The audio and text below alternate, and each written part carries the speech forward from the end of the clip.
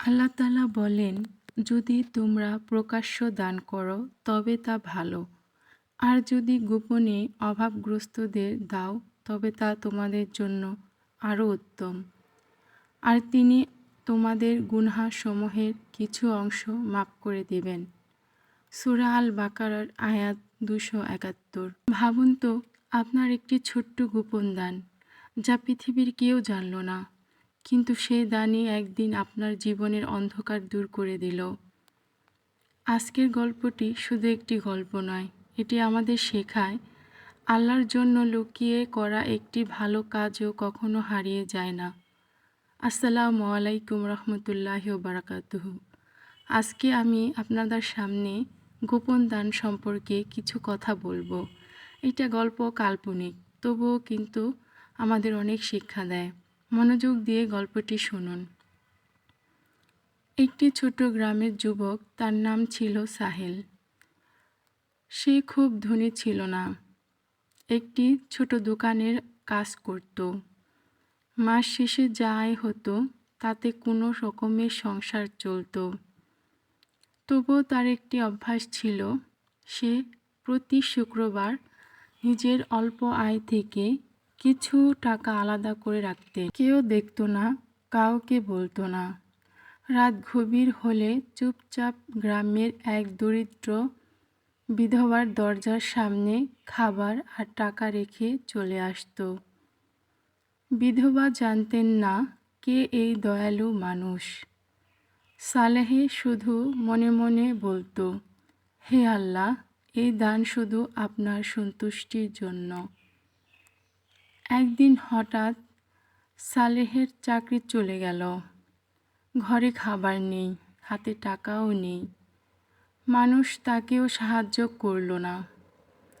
এক রাতে সে সেজদায় পড়ে কাঁদতে কাঁদতে বলল, হে আল্লাহ, আমি তো শুধু আপনার জন্যই চেষ্টা করেছি, আপনি ছাড়া আমার আর কেউ নেই।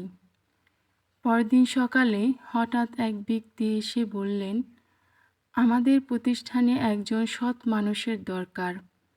তোমার নাম অনেক শুনেছি, তুমি কি কাজ করবে? সাহেল বিস্মিত। সে তো কোথাও আবেদন করেনি।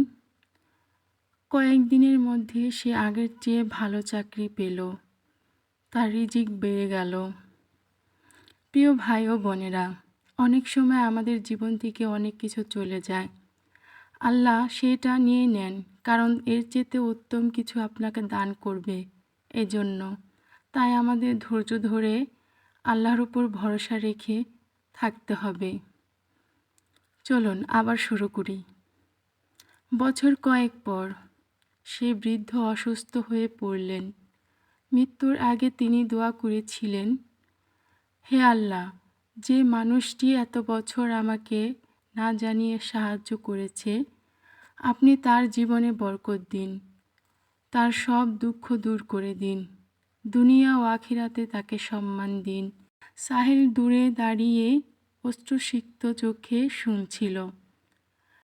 বৃদ্ধা তখনও জানতেন না যে মানুষটির জন্য তিনি দোয়া করছেন সে ঠিক তার সামনেই দাঁড়িয়ে আছে। সাহেল বুঝে গেল, গোপনে করা দান কখনো হারিয়ে যায় না। মানুষ না জানলেও আল্লাহ জানেন। আর মজলুমের হৃদয় থেকে বের হওয়া দোয়া আল্লাহ কখনো বিফল করেন না। আমরা অনেক সময় চাই মানুষ আমাদের প্রশংসা করুক, কিন্তু আল্লাহ চান আমাদের আমল হোক শুধু তারই জন্য। গোপনে করা দান অহংকার থেকে বাঁচায়, ইখলাস বাড়ায়, আর আল্লাহর রহমত ডেকে আনে। হয়তো আপনার একটি ছোট্ট দান কখনো ক্ষুধার্ত মানুষের মুখের হাসি ফোটাবে, আর সেই হাসি একদিন আপনার জীবনের সবচেয়ে বড় নিয়ামতের কারণ হয়ে যাবে। আজ একটি নিয়াত করুন, প্রতি মাসে যতটুকু পারেন অন্তত একজন অভাবী মানুষের গোপনে সাহায্য করবেন। হয়তো পৃথিবীর কেউ জানবে না, কিন্তু আসমানের মালিক জানবেন। আর তার কাছে হারিয়ে যায় না এক ফোঁটা অশ্রু, একটি সৎ নিয়াত বা একটি গোপন দানও। আল্লাহ আমাদের সবাইকে ইখলাসের সঙ্গে গোপন দান করার তৌফিক দান করুন।